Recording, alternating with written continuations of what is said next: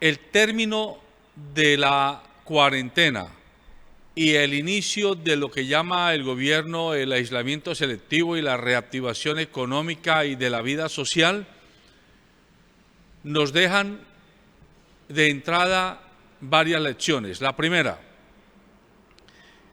tenemos un sistema de salud postrado y además una evidente falta de voluntad política y de mecanismos institucionales que fuercen a esa falta de voluntad política a que actúe en función de garantizar la salud como un derecho esencial de los ciudadanos.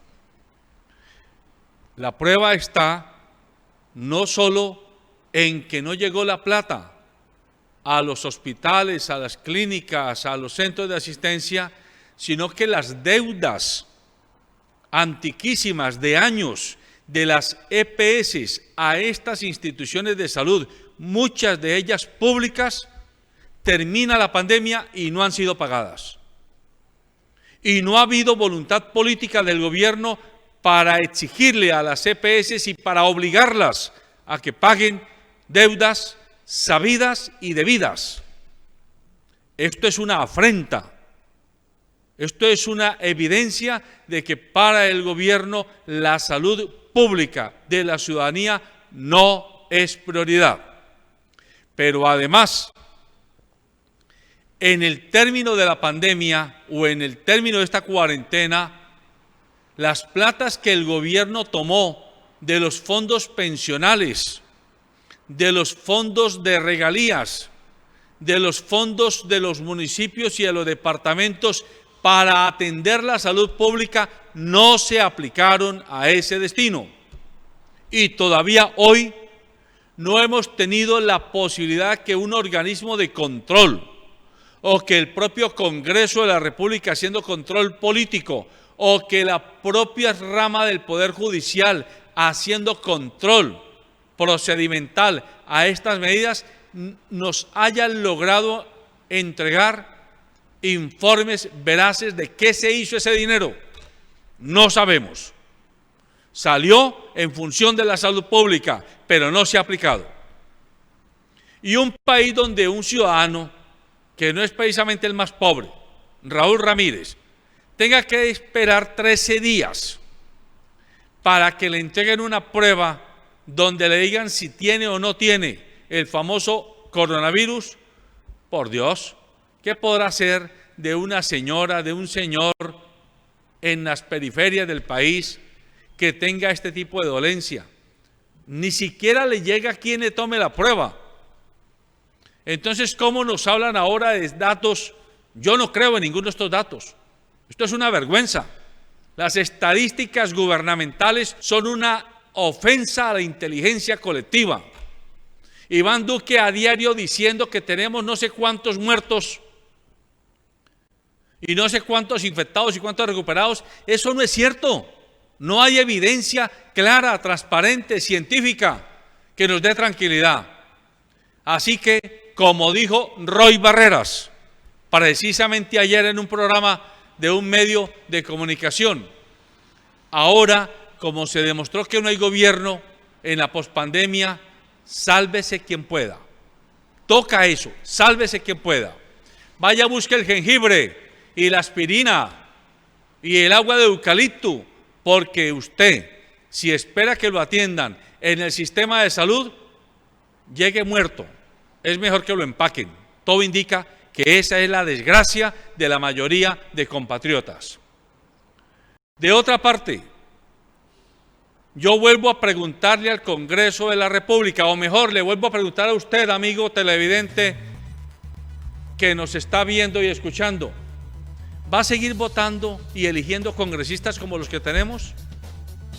Con honrosas excepciones, no sirven para nada, más allá que para mojar prensa y para mojar micrófono y para mojar pantalla. Pero a la hora de las uvas, ¿para qué nos ha servido el Congreso de la República en estos 6 meses? ¿En qué nos han defendido a nosotros los colombianos de a pie? ¿En qué han defendido el tejido empresarial de este país? ¿En qué han impedido que el Ejecutivo haga de las suyas con la plata del presupuesto nacional, con la plata de la emisión, con la plata de los préstitos extranjeros. ¿Para qué nos ha servido el Congreso? ¿Para qué nos han servido 96 representantes a la Cámara que acaban de votar sí al fracking? ¿Va a seguir usted votando por ese tipo de individuos? ¿Va a seguir usted votando y haciéndose representar por ese tipo de personajes que en medio de esta pandemia y viendo lo que nos viene pierna arriba con el cambio climático y pierna arriba con las próximas pandemias, siguen como si nada, aceptando que se haga fracking, como decía Milton, cambiando explotación de minerales a cambio de agua? Por favor, aquí no es un problema de que sean unos impresentables, unos delincuentes, unos criminales, unos indeseables. No, aquí habla de usted y de mí. ¿Hasta dónde su inteligencia? ¿Hasta dónde su vergüenza histórica? ¿Hasta dónde su capacidad de sentirse ciudadano le permite que no mire la realidad? Que se siga autoengañando, que se siga mintiendo usted mismo. Lo que pasa en Colombia pasa porque la estructura institucional del país no está siendo suficiente garantía para la vida democrática de los ciudadanos colombianos. Vida democrática en lo económico, vida democrática en lo social, vida democrática en lo esencial, en la salud, en la educación, en la justicia, en la seguridad. Así que sí hay que vérselas para el 2022. Y sí es cierto que hay que trabajar en función del 2022. A menos que usted prefiera seguirse quejando y lloriqueando a través de Twitter y a través de Facebook y a través de WhatsApp y no decida ejercer su voto responsable, su voto informado en las próximas elecciones. Aquí ya no hay mucho que hacer.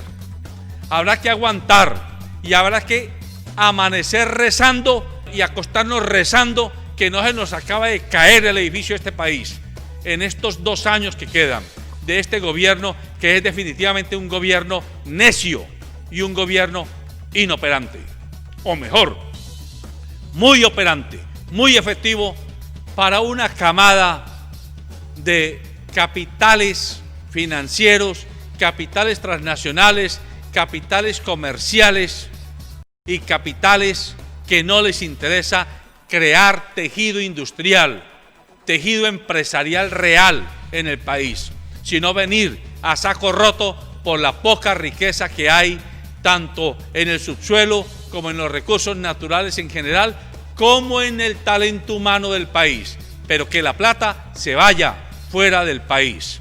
Buenos días.